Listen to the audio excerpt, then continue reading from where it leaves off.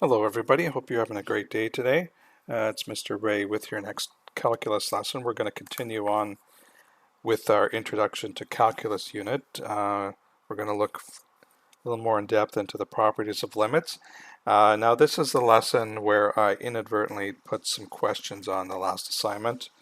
You'll see the techniques that would have been required for those questions. So if you're able to do those questions on the assignment, that's a great job, and this will basically reinforce maybe some of the techniques you used. Um, so you will be getting questions on this week's assignment related to this. They will be different questions, but similar types of strategies and techniques used. So anyways, so we're looking at properties of limits. And if you remember, limit of a function, it's the value that the function approaches from both the left and right side of a specific value. Now, important thing here: if the function is a polynomial function, then the limit of that function at any value of x is always just the value of that function of x. So basically, you know that if you've got any kind of polynomial, it could be any degree, it could be linear, quadratic, or higher. You could pick any point along here, and you could see that if you approach it from the left or right, they're both approaching the same point, which is the value of the function at that point. So the limits for polynomial function, very easy. Just plug the value in. That's the limit. Okay, you don't have to worry about, well, what if they don't agree from both the left and right side? They will always agree. Okay. Now, for other types of functions, it's not so straightforward sometimes. Sometimes when you if you substituted the value of where you want to find the limit into the function, a lot of times, if you remember from those questions, a lot of times you get 0 over 0 or something over 0, the indeterminate form, which basically that's something you can't have. So don't take the easy way out and saying the limits doesn't exist, because it still can exist. In most cases, it will exist. You just have to apply a few techniques to find it. So what we're going to do is learn those techniques. Now, the technique I talked about where you just plug in the value into the function to get the limit, that's called direct substitution. So that always works with polynomials. It also works a lot of the time with other functions too. But when that does not work, when you get something over 0, that means you should consider one of these 4 techniques. The first 2, you've already done these, factoring. Break it down into factors, then maybe you can cancel a factor on the top and bottom, and it will become a non-indeterminate, and you can plug the value in at that point, and you get a limit that works. Okay, rationalizing could be the numerator denominator. We've worked on that. One-sided limits, we'll look at that. That's more to do with any function that might have absolute value involved, and change of variable. So this is the rarest of the techniques, but I'll show you how to do that. Okay, we're also going to be looking at properties. That's the main title, although the main content of this lesson is strategies for finding limits. So this basically says find the limit of this polynomial. Well, we've kind of already determined for polynomials. It's just the same as plugging in the value, but let's just pretend we didn't know that at this point. So I could take these 3 terms in the polynomial separately and just find each of those limits as x approaches 2. So in this case, I would get 3 times 4, that's 12. 4 times 2 is 8, and that does not get affected by x. So if I evaluated that, add them together, I would get 19, and that is in fact the value of that limit. If you graphed it, you'd see the same thing. This is also the same as, well, we don't have a name for this function. If it was f, we would say this is the same as f of 2. because the limit is the actual value of the function at that point. Okay, so that should be pretty self-explanatory. Let's look at the properties. Most of these will be fairly obvious, but maybe something we can take advantage of if it wasn't. Okay, so if I take the limit of k, k is any constant, and x is the variable x is approaching another value. Well, there's no x in here at all, so basically if you're taking the limit of a constant, so say the function was f of x equals 2, well, the limit anywhere along there is going to be 2, okay, because it's not, the value everywhere is going to be 2, so that's pretty obvious. If it's just a single, like a linear function here, limit of x as x approaches a, this would be considered linear polynomial. So the limit is a, just plug it in. Now when you have something a little more complicated, say you had two separate functions and you wanted to add those functions together and find the limit, that's simply the same as finding the limit of each separate function and either adding or subtracting, depending on what that was, adding or subtracting the limits together. Okay. If you had a constant multiplier in front of the function, you want to find the limit as x approaches a, you can bring that constant out front of the limit and just turn that into, it's going to be c times the limit of f of x as x approaches a. It's just bringing the constant outside. If you have two functions that are multiplying, the product of these two, you want to find their limit. You could, if you wanted to, you could multiply them together and work it that way, or you could just find the separate limits of f of x and g of x as x approaches a, multiply those two limit results together. Okay, same thing with dividing. If you have quotient, it's like quotient here.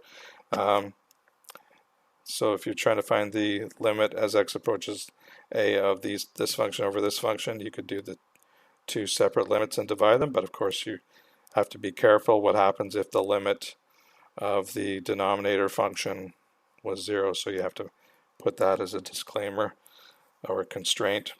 And then this one might not be obvious, but it might be something we could also use. If you had a function, the whole function to a power, an exponent, and you want to find the limit of that as x approaches a, you could actually just find the limit of f of x as x approaches a, and then apply the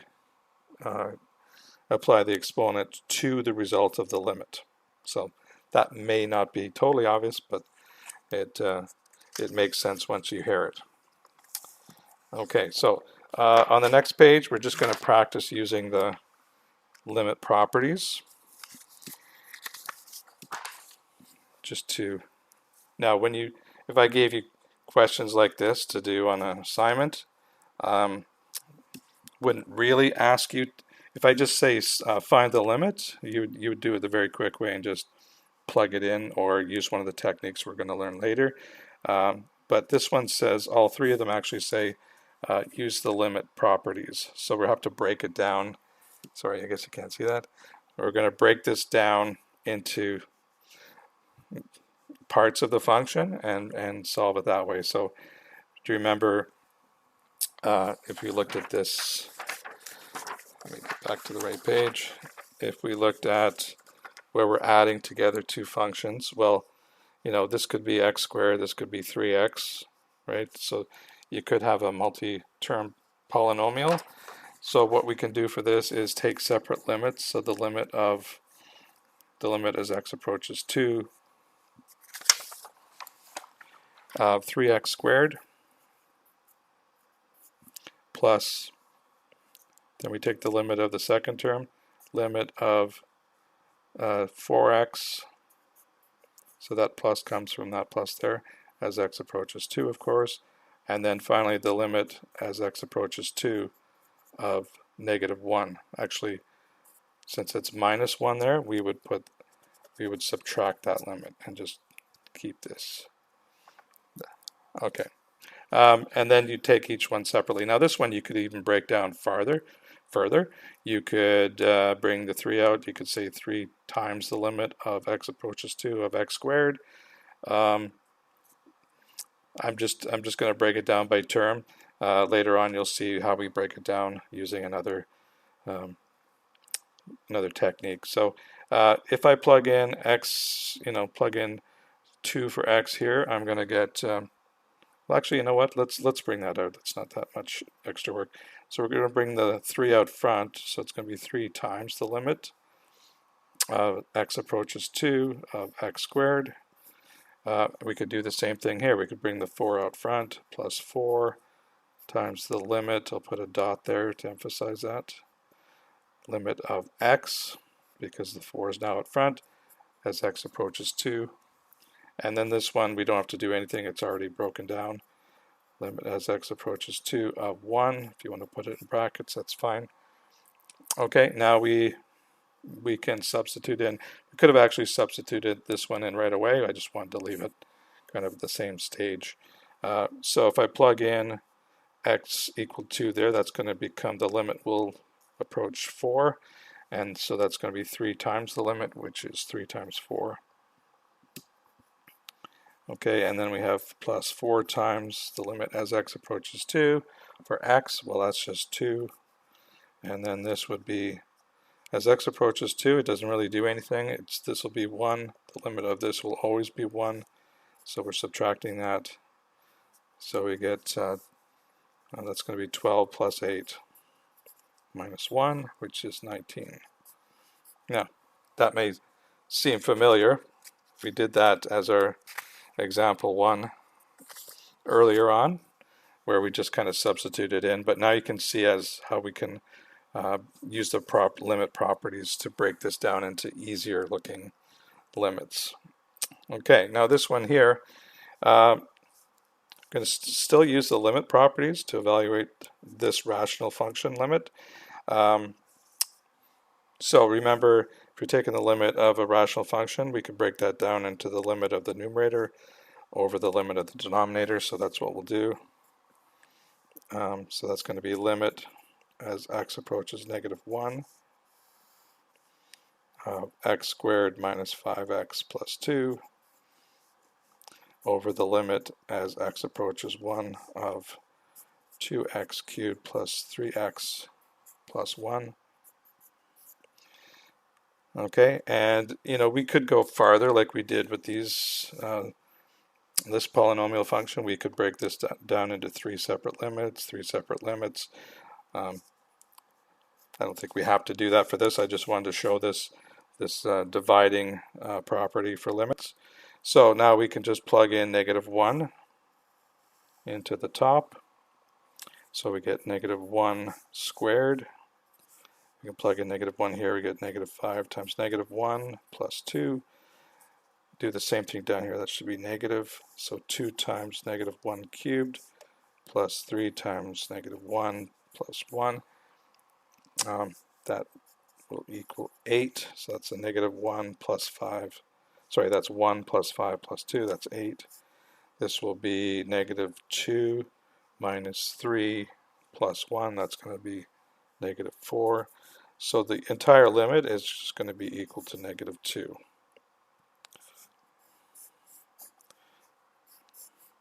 Okay, let's try this guy here. This one's, looks like it's a rational function, but we've got the square root on the outside, so it's kind of a hybrid of a radical and a rational function at the same time. So the first thing I can do is, if you think about it, that square root sign is really just an exponent of of 1/2. So you can treat the radicals like it's an exponent. So I'm just going to take that square root outside the whole limit, and then I'm going to take the limit as x approaches 5 of x squared over x minus 1. So this basically means we're just going to take the limit of the rational function first, find that limit, and then take the square root of the limit.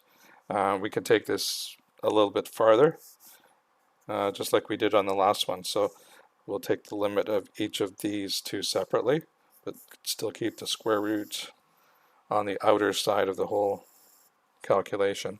So limit as x approaches 5 of x squared over limit x approaches 5 of x minus 1. And now you can see these are limits that we're used to doing. We'll do those first and then divide and then take the square root. So when I take that, I get 25 over here. That'd be 5 minus 1 is 4. Okay, now 25 and 4 are perfect squares. Take the square root, we get 5 halves, or 2.5. So that's how you would use the limit properties, to take something fairly complex looking and turn it into something very simple. Okay, now, like I said, we could have just plugged in the values, because that's, in effect, that's what we did in the end. But this is using limit properties to evaluate. So this is where I'd want to at least see a couple of breakdowns that you could get to that point. Like I said, you could go a little bit farther and even break this one down, the limit of x minus the limit of 1. But this is showing two very important steps: taking the square root outside and then separating the rational function into two separate limits. Okay, so that's how you would use limit properties to evaluate limits. So you're looking for those keywords. That's when you know you'd have to do this. If it's just evaluate the limit, I don't expect you show these properties. You could definitely use them, of course, but that's a key to say you've got to break it down rather than just substitute. Okay, so now we're going to get into some strategies of, I don't have to break it down into the properties, but we're going to use techniques, because on these ones you're going to see that the substitution, direct substitution, does not work. So for example, this one here, as x approaches 3, we're finding the limit as x approaches 3. And you can very quickly see if you plug in 3, you're going to get divide by 0 error. That doesn't mean the limit doesn't exist. That just means we got to work a bit harder to get it. So when you see something like this, your first reaction should be, hey, maybe I could factor the top, and hopefully one of those factors is x minus 3, and that's always a good safe assumption, because just about every time you get this, it will be the same factor as the one below. That also helps in your factoring quite a bit, because then you have a pretty good idea that one of these factors on the top is x minus 3. So,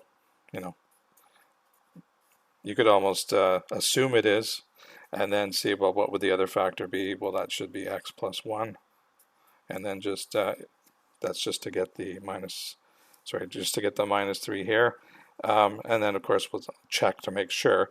So that's going to be a minus 3 plus 1. So that works out. And you can see, like we expected, these two factors cancel.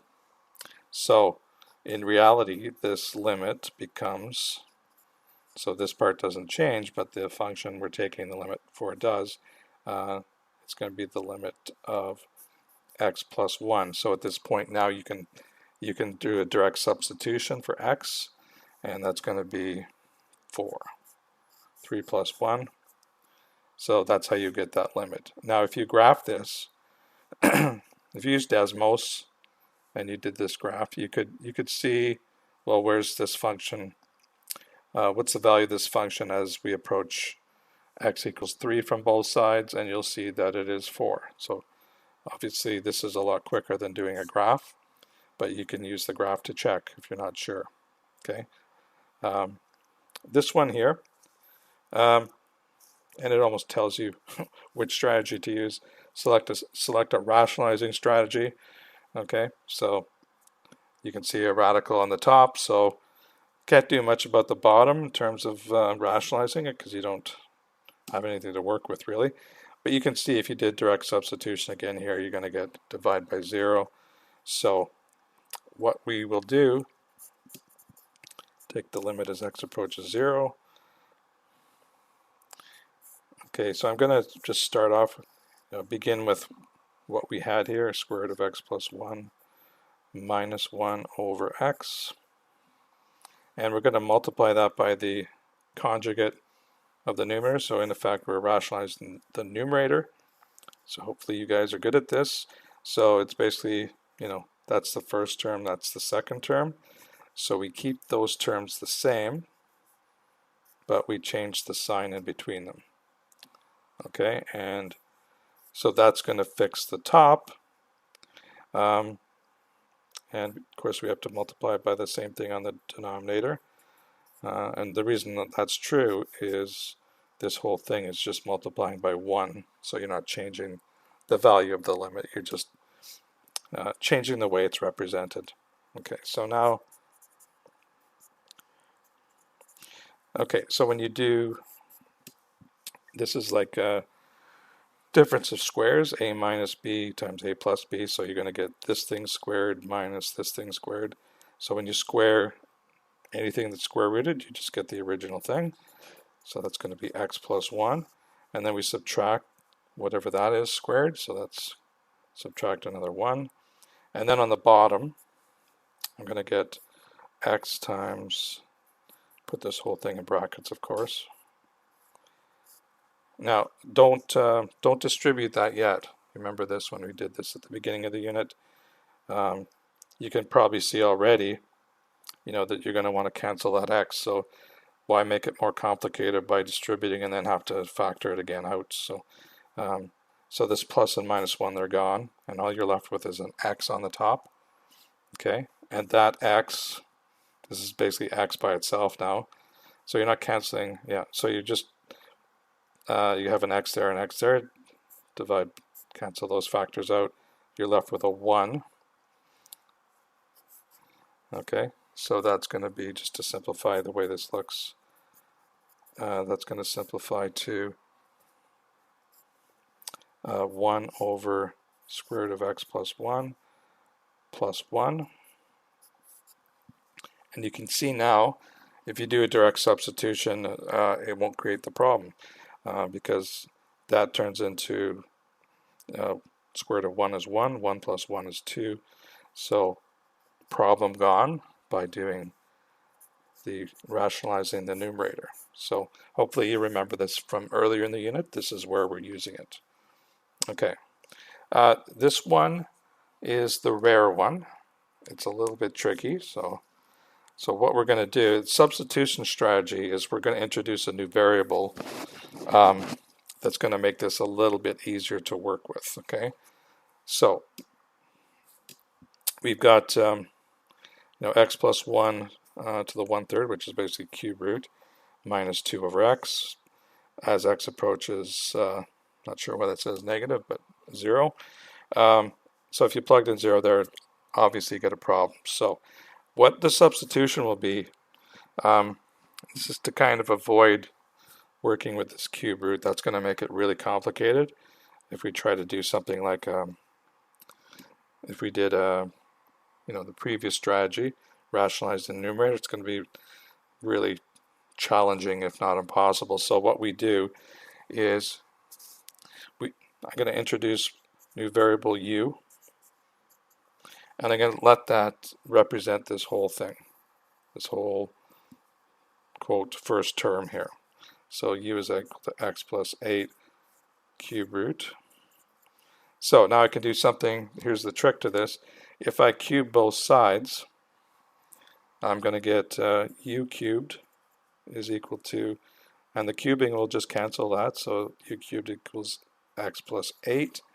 So therefore I can isolate for x. So x is actually going to be equal to u cubed minus 8.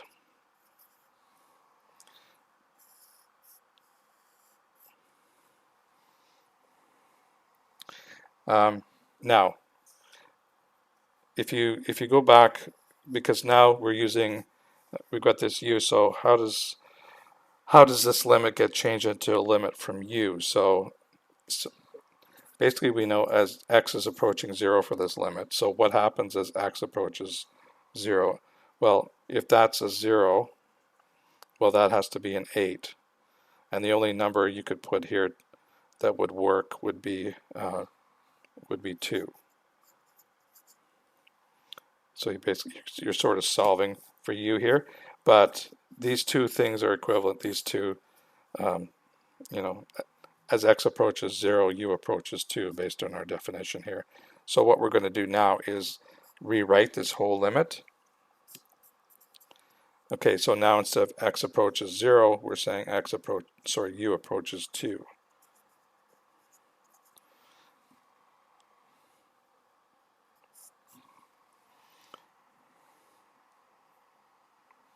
All right, so this x plus 8 to the power 1/3, that's equal to u. So on the top here, we just have u minus 2. And on the bottom, we isolated for x, so we're going to change x into u cubed minus 8.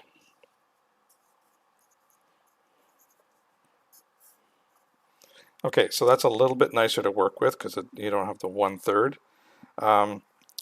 But what should we do here? So if you remember your difference of cube factoring, that's exactly what we have to do here. It could also, it could have a similar question with sum of cubes. So basically, I'm not going to show you how to do that, but it's not hard to look it up on the internet or remember from your advanced functions course. So if I factor that, I'll put this top in brackets, u minus 2. I can factor that because that's basically u cubed minus 2 cubed. So the two factors you get from that are u minus 2, and you can see why this is going to work right away. And what's left over, following the formula, it's going to be u squared plus 2u plus 4. The 4 comes from the 2 squared. Okay, so you can see very easily these two are going to cancel. I'm going to be left with a 1 up there. So if I just rewrite that, limit as u approaches 2 of 1 over u squared plus 2u plus 4. Okay, so what happens if I plug in a 2 here? Well, you can see that's going to be a 4, that's going to be a 4, and that's going to be a 4. So this whole limit is going to be equal to 1/12. And that strategy is called the substitution strategy. So you're going to see something similar to this, where you're going to, something to a rational, could be 1/2, could be 1 to the 4th, maybe, probably not 1 to the 4th, but a lot of times it's to the 1/3, and that allows you to do the difference or sum of cubes factoring here. So this can be a kind of a template for this type of solution. If you see another one like it. Okay, last page. So this is the one, if you go back to the very first page, when we talked about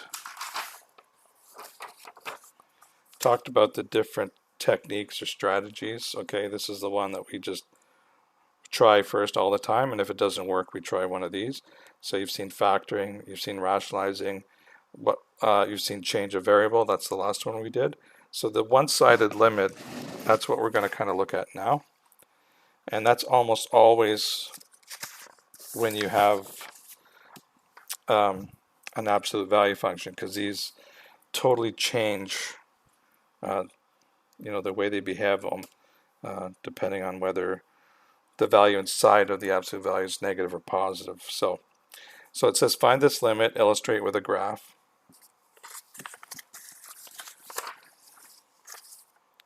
Okay. So I'm going to explain it from both perspectives. So I'm going to do the algebra solution, and the way we do this, we do two different one-sided limits. So you can see the value of this function changes when x is greater than 2 or x is less than 2. So once this becomes positive, if this is positive, you'll have one function, and if this whole thing's negative, you have a totally different looking function. Okay, so what I'm going to do is just make this into a function called f of x. So absolute value of x minus 2 over x minus 2. Okay, so hopefully you can follow this part here. So if x is greater than 2, this absolute value function doesn't really come into play. It's just we could basically remove them without having impact, because absolute value function only gets invoked when you've got a negative value inside. So if x is negative 2, x is greater than 2, the function just becomes x minus 2 over x minus 2, because the absolute value functions do not get used. But that's only when x is bigger than 2. What happens when x is less than 2? Well, if x is less than 2, this whole thing would be negative, and then we'd have to change it to positive, because that's what absolute value would do. So it's kind of like whatever that is, whatever x minus 2 is, we switch the sign. So it looks like this. So in this case, this value, x minus 2, will always be negative. So we have to change it to positive by putting the negative sign in front.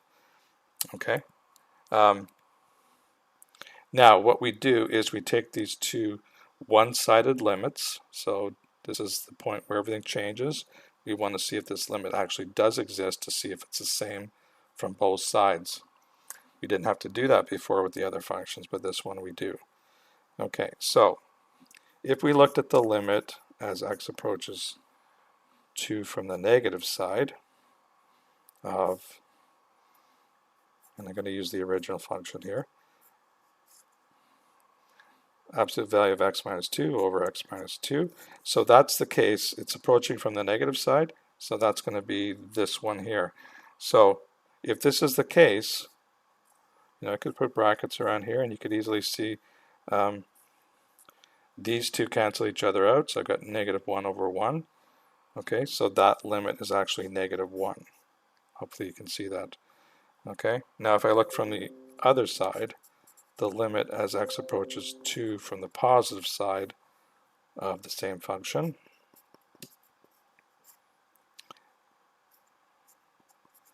Okay, in this case, if we go back, so this is the situation now. X is coming from the positive side, so we're going to be using this. Well, these two are the same. These just basically cancel out. You got 1 over 1, so the limit here is 1. And you can see these two limits are not the same. They don't match. So the conclusion would be, therefore, the limit, now this is where you do from both sides, limit as x approaches 2 of x minus 2 absolute value over x minus 2 does not exist. DNE. Okay. Now from a graphing perspective, we'll go back to this. Now you can see, the important point here would be at 2. Okay, so when x is greater than 2, that's the function, and we just saw, these two things cancel out. So if that's 1, and this is only greater than 2, not equal to 2, so that part of the function, as x is approaching from the, as x is greater than 2, you can see the function is always, f of x is always equal to 1. Okay, if we do it from the other side, you can see that, like we've already seen the limit here, it's approaching negative, it's always going to be the value of negative 1. So you'd basically have a line going to the left at negative 1. So visually you can see these two limits as you're approaching 2 don't approach the same value. So that's how you would show that graph visually. Okay, last question here. This one's a little bit trickier, but this could be like a thinking question maybe. Evaluate the limit as x approaches 3 from the negative side of square root of 9 minus x squared. So this basically says that 3 is always going to be below 3. Sorry, x is always going to be below 3. So what is that limit? So limit as x approaches 3 from the negative side of 9 minus x squared.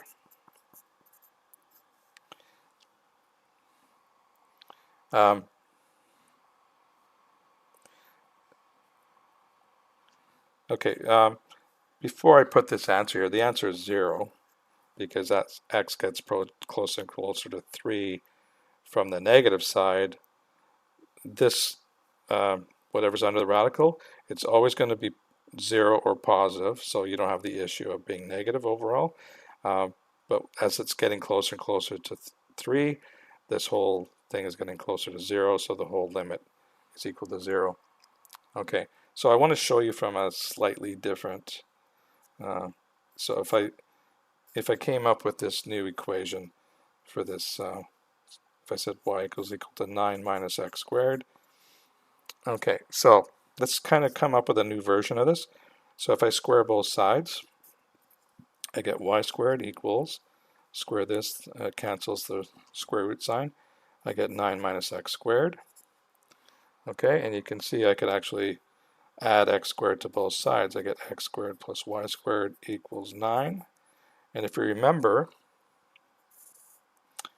that is a circle of radius 3 centered at the origin. Now, since it is a function, you get into tricky territory. I can't really draw the whole circle because then it wouldn't be a function anymore. So we'll just leave it like that. That's what the graph would look like. Okay. So you can see as we're approaching this from the left side of 3, you can see it a little more visually here. You're approaching y equals 0. So remember looking at the y value. As we're approaching 3 from the left side, we're approaching y equals 0. So that's where that limit comes from. Second question, explain why the limit as x approaches 3 from the positive side cannot be determined. So this is where the graph really becomes in handy, because if you're approaching 3 from the positive side, it means you're coming from this direction, and you can't come from this direction because for any value of x bigger than 3, this function's undefined, okay, because you'd have a negative square root of a negative number. So function is undefined or is not defined for x greater than 3.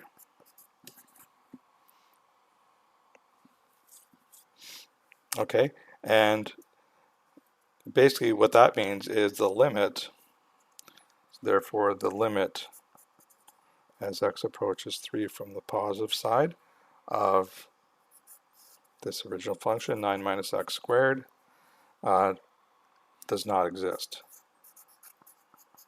So that limit does not exist. This limit from the left side does exist, and it's 0. So now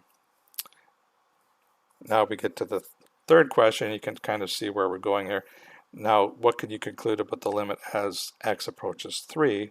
This is from both sides of square root of 9 minus x squared. Well, this would be where you compare the two one-sided limits. So one side we get 0, the other side does not exist. And if they don't match up, or they both don't exist, then you can conclude that the overall limit does not exist. So since there is no limit on the right side, the limit as x approaches 3, and that's both sides, of 9 minus x squared does not exist. Okay, so when you see it visually like that, it's a little more obvious that you have no function does not exist outside greater than 3, less than negative 3, so you can't possibly have a limit for either of these 2 points. Okay, so that's it for this lesson. Hopefully you've learned some new techniques that will help you in calculating limits, and when we do the next assignment later this week, you will have some similar questions to to what you had on the previous assignment that I told you didn't have to do. So those would be good practice for you. If you go back and try to redo those now, and you should be pretty good for the next assignment for that. Okay, so like I said earlier, this last lesson, I think, this Friday's assignment will be primarily today's lesson, the lesson, the next lesson, and the previous one. So the two lessons on limits, and the one last lesson on continuity. That will be most of the test, but you will still not test most of the assignment, but you will still have to have knowledge from the first few lessons. You can't avoid that, but the majority of the questions will be restricted to the three lessons we're doing this week. Okay, don't forget we have another session on Thursday if you want to get some extra help. I'm a little underwhelmed by how many people are using this, so that's either a good sign or a bad sign. I'm hoping it means that you're getting this and you don't need extra help, but I'm a bit of a realist. I think there's some people that maybe should be doing a bit more work before we get to the assignment. Okay, I want to see you guys do well in this course for university next year, if that's where you're headed. I don't want you to be taking calculus next year and thinking, oh, I guess I should have done a little bit more work in high school calculus. So it definitely will help you. So, all right. So good luck with the work, and there'll be one more lesson that will be loaded up Thursday night this week, and then Friday afternoon will be the next assignment. Okay. Thanks. Have a great day.